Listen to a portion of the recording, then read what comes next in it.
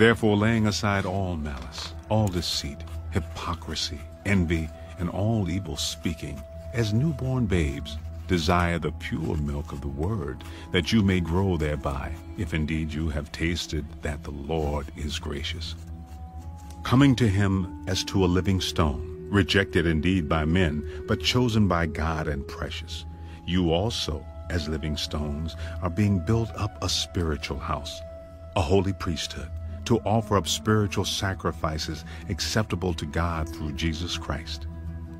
Therefore it is also contained in the Scripture, Behold, I lay in Zion a chief cornerstone, elect, precious, and he who believes on him will by no means be put to shame. Therefore to you who believe, he is precious. But to those who are disobedient, the stone which the builders rejected has become the chief cornerstone, and a stone of stumbling and a rock of offense. They stumbled, being disobedient to the word, to which they also were appointed. But you are a chosen generation, a royal priesthood, a holy nation, his own special people, that you may proclaim the praises of him who called you out of darkness into his marvelous light, who once were not a people, but are now the people of God, who had not obtained mercy, but now have obtained mercy. Beloved, I beg you, as sojourners and pilgrims, abstain from fleshly lust which war against the soul, having your conduct honorable among the Gentiles, that when they speak against you as evildoers, they may, by your good works which they observe, glorify God in the day of visitation. Therefore, submit yourselves to every ordinance of man for the Lord's sake, whether to the king as supreme, or to governors, as to those who are sent by him for the punishment of evildoers, and for the praise of those who do good. For this is the will of God, that by doing good you may put to silence the ignorance of foolish men, as free, yet not using liberty as a cloak for vice, but as bondservants of God. Honor all people, love the brotherhood, fear God, honor the king. Servants, be submissive to your masters with all fear, not only to the good and gentle, but also to the harsh. For this is commendable, if because of conscience toward God one endures grief, suffering wrongfully. For what credit is it if when you are beaten for your faults, you take it patiently? But when you do good and suffer, if you take it patiently, this is commendable before God. For to this you were called, because Christ also suffered for us, leaving us an example that you should follow his steps, who committed no sin, nor was deceit found in his mouth, who, when he was reviled, did not revile in return. When he suffered, he did not threaten, but committed himself to him who judges righteously, who himself bore our sins in his own body on the tree, that we, having died to sins, might live for righteousness, by whose stripes you were healed. For you were like sheep going astray, but have now returned to the shepherd and overseer of your souls.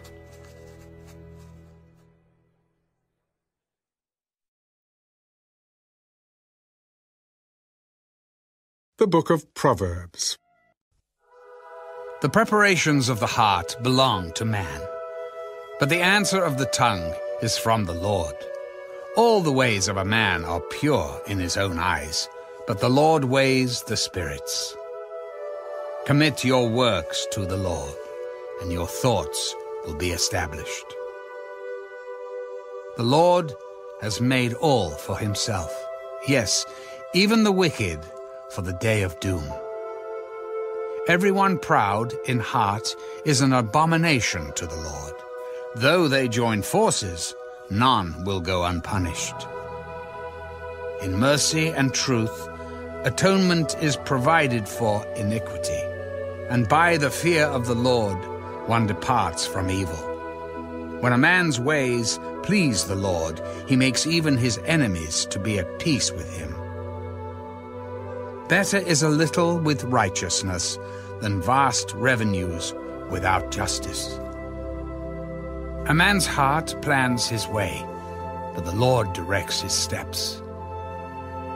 Divination is on the lips of the king. His mouth must not transgress in judgment. Honest weights and scales are the Lord's. All the weights in the bag are his work. It is an abomination for kings to commit wickedness, for a throne is established by righteousness. Righteous lips are the delight of kings, and they love him who speaks what is right. As messengers of death is the king's wrath, but a wise man will appease it. In the light of the king's face is life, and his favor is like a cloud of the latter rain. How much better to get wisdom than gold, and to get understanding is to be chosen rather than silver. The highway of the upright is to depart from evil. He who keeps his way preserves his soul. Pride goes before destruction, and a haughty spirit before a fall. Better to be of humble spirit with the lowly than to divide the spoil with the proud. He who heeds the word wisely will find good, and whoever trusts in the Lord, happy is he. The wise in heart will be called prudent, and sweetness of the lips increases learning. Understanding is a wellspring of life to him who has it, but the correction of fools is folly. The heart of the wise teaches his mouth and adds learning to his lips. Pleasant words are like a honeycomb, sweetness to the soul and health to the bones. There is a way that seems right to a man, but its end is the way of death. The person who labors for himself, for his hungry mouth drives him on. An ungodly man digs up evil, and it is on his lips like a burning fire. A perverse man sows strife, and a whisperer separates the best of friends. A violent man entices his neighbor and leads him in a way that is not good. He winks his eye to devise perverse things. He purses his lips and brings about evil. The silver-haired head is a crown of glory, if it is found in the way of righteousness. He who is slow to anger is better than the mighty, and he who rules his spirit than he who takes a city. The lot is cast into the lap, but its every decision is from the Lord. The Book of Proverbs. Better is a dry morsel with quietness than a house full of feasting with strife. A wise servant will rule over a son who causes shame, and will share an inheritance among the brothers. The refining pot is for silver and the furnace for gold, but the Lord tests the hearts. An evildoer gives heed to false lips, a liar listens eagerly to a spiteful tongue. He who mocks the poor reproaches his maker. He who is glad at calamity will not go unpunished. Children's children are the crown of old men, and the glory of children is their father. Excellent speech is not becoming to a fool, much less lying lips to a prince. A present is a precious stone in the eyes of its possessor. Wherever he turns, he prospers. He who covers a transgression seeks love, but he who repeats a matter separates friends. Rebuke is more effective for a wise man than 100 blows on a fool. An evil man seeks only rebellion. Therefore, a cruel messenger will be sent against him. Let a man meet a bear robbed of her cubs, rather than a fool in his folly. Whoever rewards evil for good, evil will not depart from his house. The beginning of strife is like releasing water. Therefore, stop contention before a quarrel starts. He who justifies the wicked and he who condemns the just, both of them alike, are an abomination to the Lord. Why is there in the hand of a fool the purchase price of wisdom, since he has no heart for it? A friend loves at all times, and a brother is born for adversity. A man devoid of understanding shakes hands in a pledge, and becomes surety for his friend. He who loves transgression loves strife, and he who exalts his gate seeks destruction. He who has a deceitful heart finds no good, and he who has a perverse tongue falls into evil. He who begets a scoffer does so to his sorrow, and the father of a fool has no joy. A merry heart does good, like medicine, but a broken spirit dries the bones. A wicked man accepts a bribe behind the back to pervert the ways of justice. Wisdom is in the sight of him who has understanding, but the eyes of a fool are on the ends of the earth. A foolish son is a grief to his father, and bitterness to her who bore him. Also, to punish the righteous is not good, nor to strike princes for their uprightness.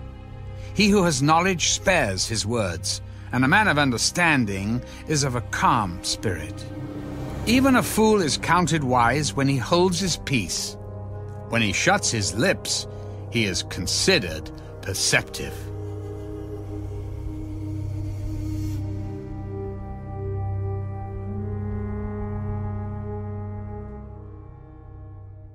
The Book of Proverbs.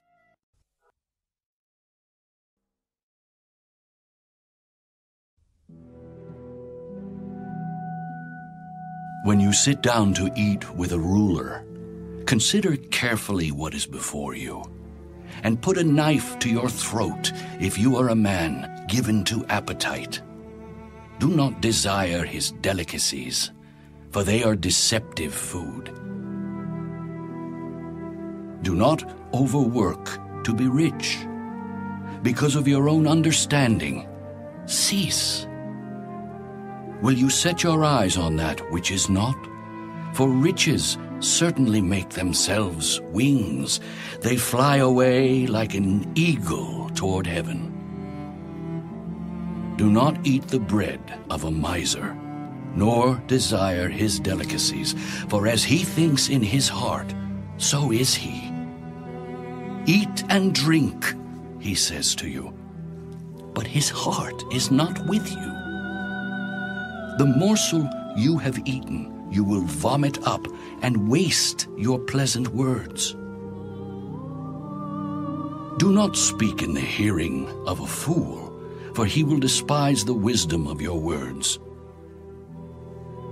Do not remove the ancient landmark, nor enter the fields of the fatherless. For their Redeemer is mighty. He will plead their cause against you. Apply your heart to instruction, and your ears to words of knowledge. Do not withhold correction from a child, for if you beat him with a rod, he will not die. You shall beat him with a rod and deliver his soul from hell. My son, if your heart is wise, my heart will rejoice. Indeed, I myself, yes, my inmost being will rejoice when your lips speak right things. Do not let your heart envy sinners, but be zealous for the fear of the Lord all the day. For surely there is a hereafter, and your hope will not be cut off. Hear, my son, and be wise, and guide your heart in the way. Do not mix with wine-bibbers, or with gluttonous eaters of meat, for the drunkard and the glutton will come to poverty, and drowsiness will clothe a man with rags. Listen to your father who begot you, and do not despise your mother when she is old. Buy the truth, and do not sell it. Also wisdom and instruction and understanding. The father of the righteous will greatly rejoice, and he who begets a wise child will delight in him. Let your father and your mother be glad, and let her who bore you rejoice. My son, give me your heart, and let your eyes observe my ways.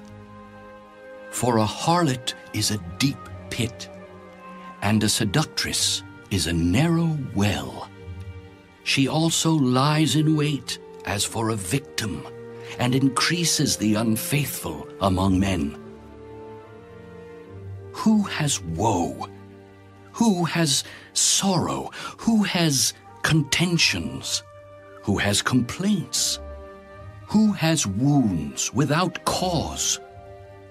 Who has redness of eyes? Those who linger long at the wine, those who go in search of mixed wine. Do not look on the wine when it is red, when it sparkles in the cup, when it swirls around smoothly. At the last it bites like a serpent and stings like a viper. Your eyes will see strange things, and your heart will utter perverse things. Yes, you will be like one who lies down in the midst of the sea, or like one who lies at the top of the mast, saying, "They have struck me, but I was not hurt. They have beaten me, but I did not feel it. When shall I awake that I may seek another drink?"